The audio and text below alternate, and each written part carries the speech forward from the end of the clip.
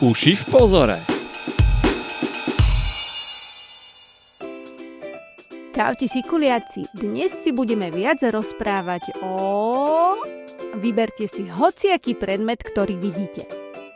Áno, tak aj o ňom.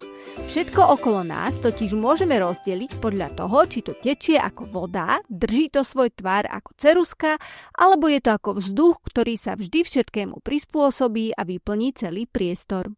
Podľa toho môžeme povedať, o aké skupenstvo ide. Poznáme 3 základné skupenstvá. Tak napríklad kladivo, strom, skala, koleso, ale aj pokožka či kosti nás ľudí si pevne držia svoj tvar a dajú sa bez problémov chytiť do ruky. Preto sú v pevnom skupenstve, ktorému niekedy hovoríme aj tuhé.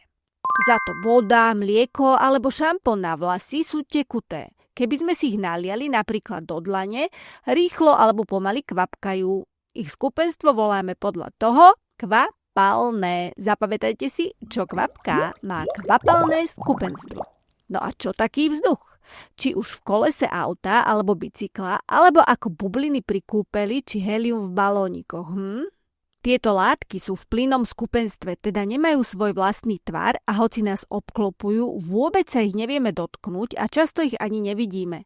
Ale vieme, že existujú, inak by napríklad bublinu alebo balón nemalo čo vyplniť a ostali by ploché.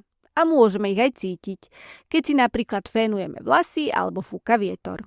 Tak, poďme si to zopakovať. Tuhé skupenstvo môžeš bez problémov chytiť do ruky alebo ohmatať. Kvapalné ti bude kvapkať pomedzi prsty, no a plynného sa nevieš dotknúť ani ho ohmatať, hoci je všade okolo nás. Tak, a poďme si hneď teraz dať zo pár otázok. Pripravený? Poďme na to. Aké skupenstvo má stôl? Pevné, tekuté alebo plynné? Stôl má jasný tvar a vieš ho aj ohmatať, takže pevné. Aké skupenstvo má pes? Pevné, tekuté alebo plynné? Aj psa vieš pohľadiť, takže pevné. Aké skupenstvo má vzduch? Plynné, nevidíš ho, aj keď vyplňa všetky priestory, takže plynné. Aké skupenstvo má malinovka? No, prekvapkala by ti medzi prsty, že? Takže kvapalné. Aké skupenstvo má kvetináč? Pevné. Aké skupenstvo má piesok? Aj ten ho má pevné, hoci sú zrnka veľmi malé a sypú sa nám medzi dlaňami, samotné zrnko ako také je pevné, takže piesok má pevné skupenstvo. Aké skupenstvo má more? V mori je voda a tá kvapká, takže kvapalné. Aké skupenstvo má vzduch v balóne? Plynné. Tak, krátke opakovanie je za nami a teraz poďme ďalej. To, že nejaká vec, napríklad čokoláda, je v pevnom skupenstve, totiž neznamená, že sa to nemôže zmeniť. Ak chceš napríklad urobiť polevu na koláč, dáš čokoládu do hrnca, zohrieš ho a čokoláda sa začne čo? Topiť, presne tak. Tuhé skupenstvo sa teda zmení na kvapalné. Takúto zmenu skupenstva voláme celkom jednoducho topenie.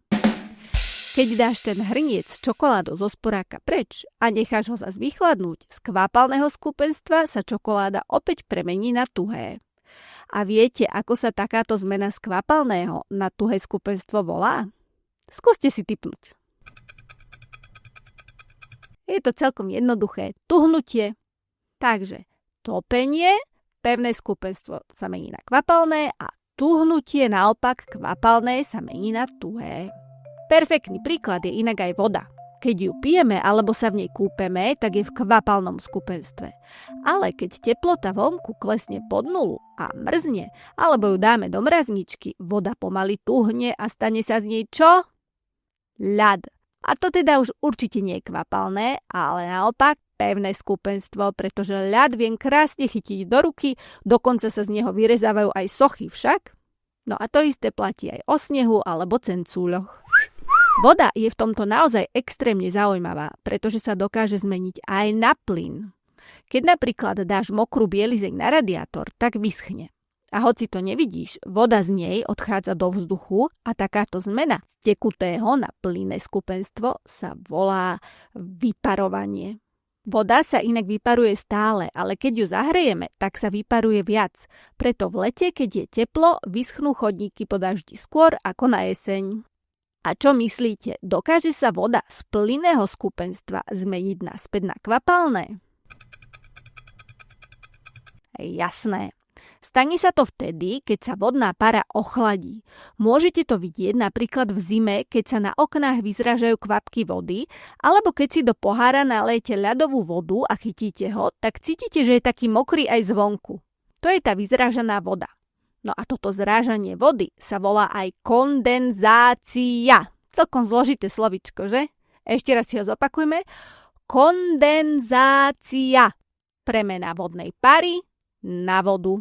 Veci a živočíchy zároveň môžu obsahovať mix látok v rôznych skupenstvách. Tak napríklad ja alebo ty. Naše kosti alebo nechty majú aké skupenstvo? Tuhé, presne tak, pretože sú pevné, vieme ich chytiť. Ale čo taká krv? Tá je kvapalina, preto má kvapalné skupenstvo. No a vzduch v našich pľúcach alebo aj také prdíky v črevách majú zase plynné skupenstvo. A všetko toto spolu robí dokonalú skladačku. Teraz si to poďme všetko zopakovať ešte raz a potom na otázky. Tuhé skupenstvo môžeš bez problémov chytiť do ruky alebo ohmatať. Kvapalné ti bude kvapkať pomedzi prsty, no a plynné vyplňa všetok priestor, ale nevieš sa ho ani dotknúť, ani ho ohmatať. Skupenstvá sa môžu aj meniť. Napríklad vďaka tuhnutiu sa stane z kvapaliny tuhé skupenstvo, ako keď sa voda mení na ľad. Naopak, premenu tuhého na tekuté, teda ľadu na vodu, voláme topenie. No a premenu z kvapalného skupenstva na plyn voláme vyparovanie, ako keď schnú chodníky po daždi. No a ešte tu máme opačnú premenu, teda z plynného skupenstva na kvapalné, a to je zrážanie vodnej pary, alebo inak, to ťažké slovíčko, že kondenzácia, ako keď sa ti zvonku zarosí pohár so studeným nápojom. Tak čo, ideme na tie naše otázky? Ja som pripravená. Poďme na to.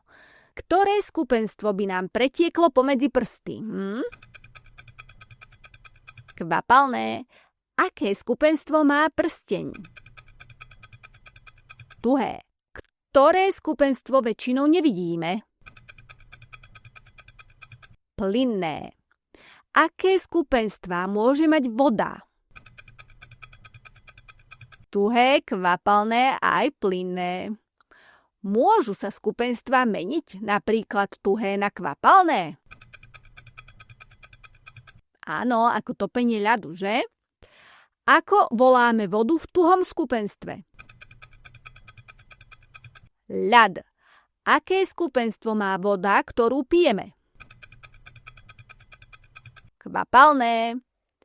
Tuhnutie je zmena kvapaliny na aké skupenstvo?